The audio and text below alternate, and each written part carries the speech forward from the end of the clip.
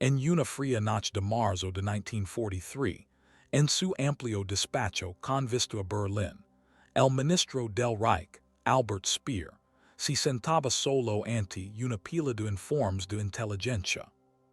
Uno de los documentos llamó su atención. Un análisis técnico de la había sobre una fábrica estadounidense llamada Willow Run. Mientras leía las proyecciones de producción, un bombardero B-24 Liberator cada 63 minutos, sus manos comenzaron a temblar. No por incredulidad, sino por comprensión inmediata. Speer era diferente a los fanáticos que lo rodeaban. Antiguo arquitecto convertido en industrial, comprendía los números, la logística y la dura realidad matemática. Esa noche, con lápiz y bloc de notas, hizo un cálculo aterrador. Alemania ya había perdido la guerra. Pero también sabía que pronunciar una sola palabra de esa verdad anti-Hitler significaba una sentencia de muerte. Esta es la historia del hombre que vaya al futuro con absoluta claridad, y pasó los siguientes 2 años fingiendo creer en una victoria que sabía imposible. Albert Speer era una anomalía dentro del círculo íntimo de Hitler. Mientras hombres como Goebbels, Himmler y Göring estaban ebrios de ideología, Speer era un realista.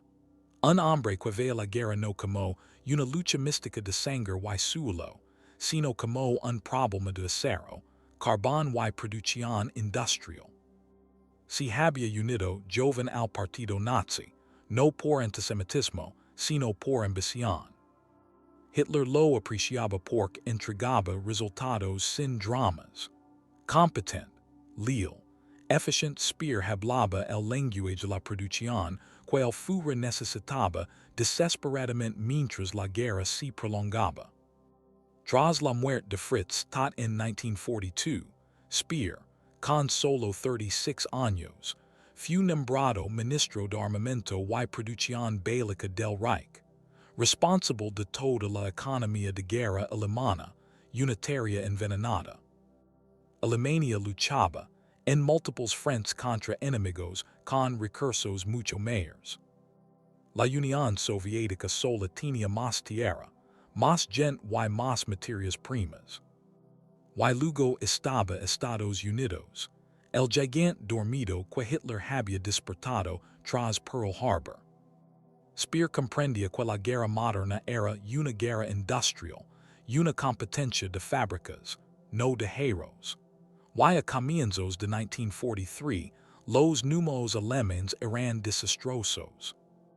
Las fábricas eran bombardeadas, los materiales escaseaban, las plantas de combustible sintético no daban abasto, y el frente oriental devoraba hombres y maquinaria a un ritmo insostenible.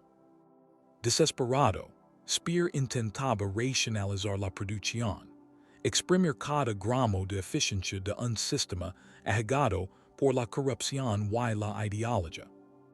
Entonces llegaron los informes de la había, evaluación sobre la capacidad industrial estadounidense. Al principio, los descartó como exageraciones, pero a diferencia de Göring o Hitler, Speer hizo los cálculos. Contrastó datos, consultó expertos, y poco a poco comprendió la verdad. Los estadounidenses no exageraban. Si acaso, se quedaban cortos. El informe sobre Willow Run fue el golpe final.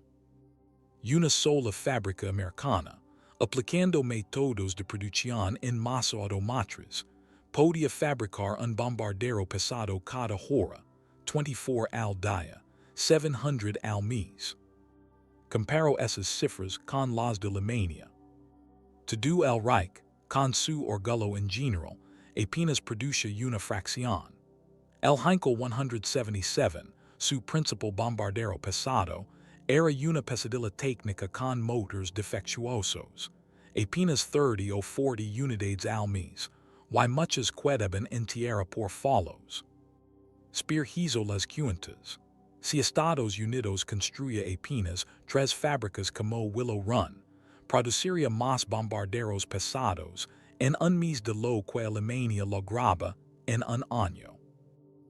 Y eso era solo bombarderos.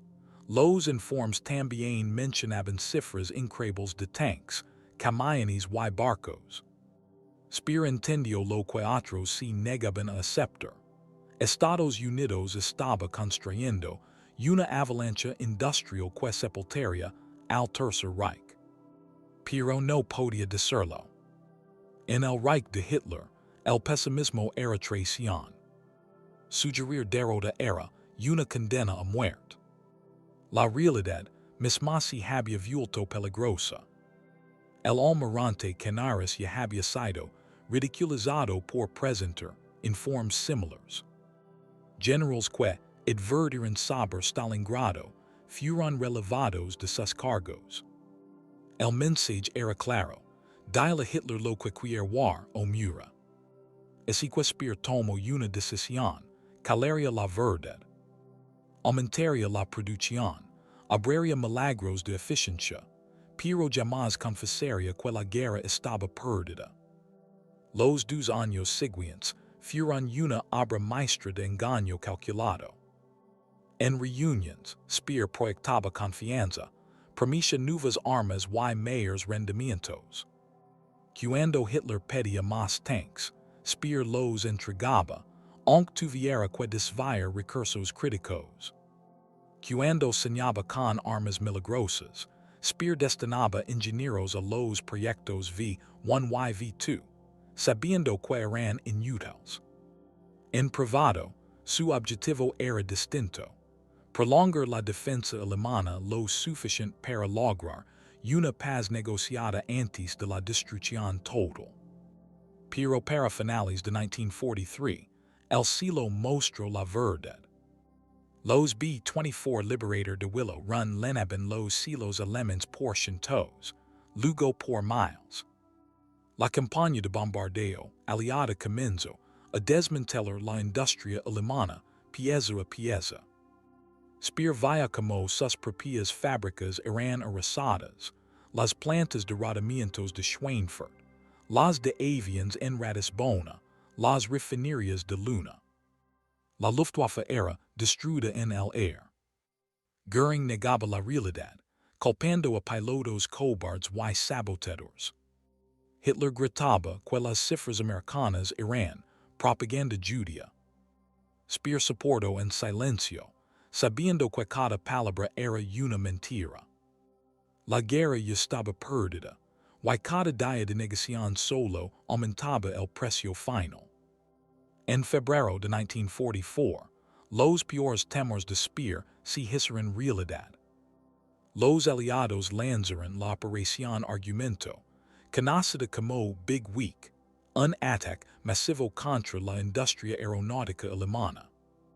Durante 6 días, bombarderos estadounidenses y británicos, muchos fabricados en Willow Run, arrasaron las fábricas del Reich.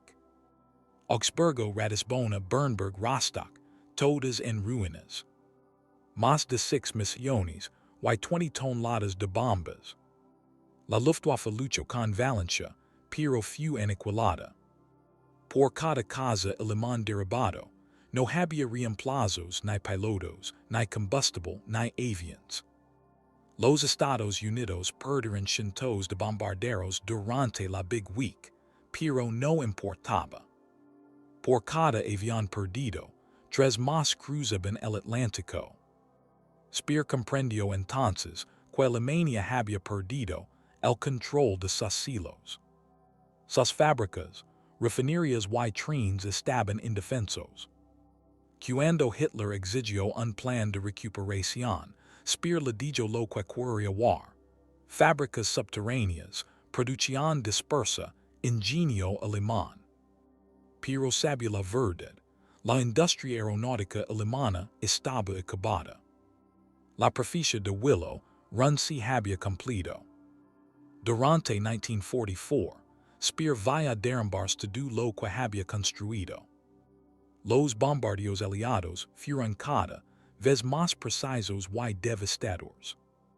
La campaña contra el petróleo fue catastrófica.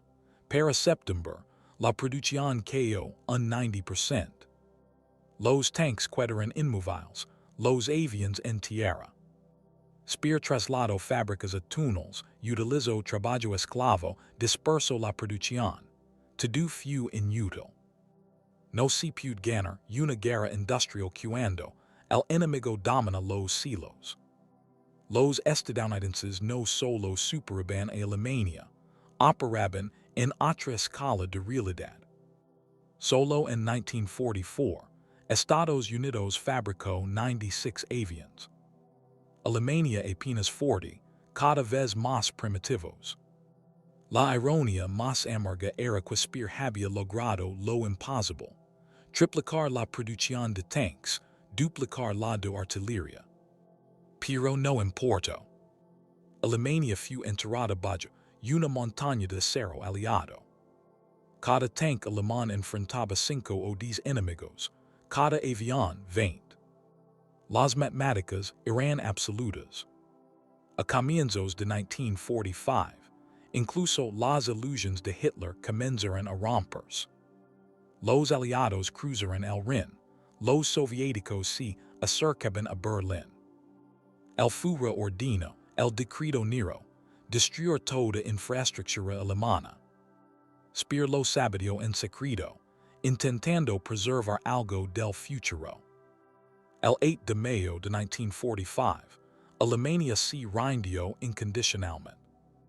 El Reich de los 1000 años había durado 2. Speer fue capturado y, por primera vez desde 1943, dijo la verdad. Explicó cómo había sabido, al leer el informe de Willow Run, que la guerra era matemáticamente imposible de ganar. Cuando los interrogadores le preguntaron por qué no había advertido a Hitler, su respuesta fue fría. Porque me habrían fusilado, y alguien menos capaz habría ocupado mi lugar. Creí que podía limitar la destrucción. Me equivoqué. Los aliados lo llevaron a ver la fábrica Willow Run en Michigan. Un enorme hangar de más de medio kilómetro donde los bombarderos B-24 salían de la línea cada 63 minutos. Speer recorrió el lugar en silencio, luego admitió: conoce las cifras pero verlo es sobrecogedor. Nunca tuvimos una oportunidad, no contra esto. En los juicios de Nuremberg, Speer fue uno de los pocos líderes nazis que admitió su responsabilidad. Condenado por crímenes de guerra y por el uso de trabajo esclavo, recibió 20 años en prisión. Durante su reclusión en Spandau, escribió sus memorias, Dentro del Tercer Reich, donde relató aquella noche de marzo de 1943, en la que comprendió que la derrota era inevitable, y los 2 años que pasó fingiendo lo contrario. La historia confirmó sus cálculos. Willow Run produjo 8.685 B-24 Liberator, mientras que Estados Unidos fabricó más de 18.4 en total, el bombardero pesado más producido de la historia. Entre 1940 y 1945, EE, construyó 300 aviones militares, Alemania solo 94. 88 tanks estadounidenses frente a 67 alemanes. 24 millones de camiones frente a 350. El arsenal de la democracia había cumplido su promesa, enterrando al Tercer Reich bajo toneladas de acero. Willow Run, la planta que los líderes nazis ridiculizaron como imposible, produjo más bombarderos de 4 motores que toda la industria alemana junta. Albert Speer, el único que entendió la magnitud real, lo había previsto. Pero el conocimiento sin courage no sirve de nada. La tragedia de Speer no fue la ignorancia, sino el silencio. Vaya la verdad, pero eligió sobrevivir. Su eficiencia solo prolongó la agonía. La historia de Albert Speer y Willow Run nos recuerda que la inteligencia no basta sin valor, que los hechos son inútiles si nadie se atreve a decirlos. In 1943, un solo hombre dentro del círculo de Hitler conoció la verdad y tenía la credibilidad para enfrentarla, pero eligió callar. Los bombarderos siguieron saliendo de Willow Run, uno cada 63 minutos, hasta que el peso del acero estadounidense sepultó al Tercer Reich y con él, al hombre que había predicho su caída.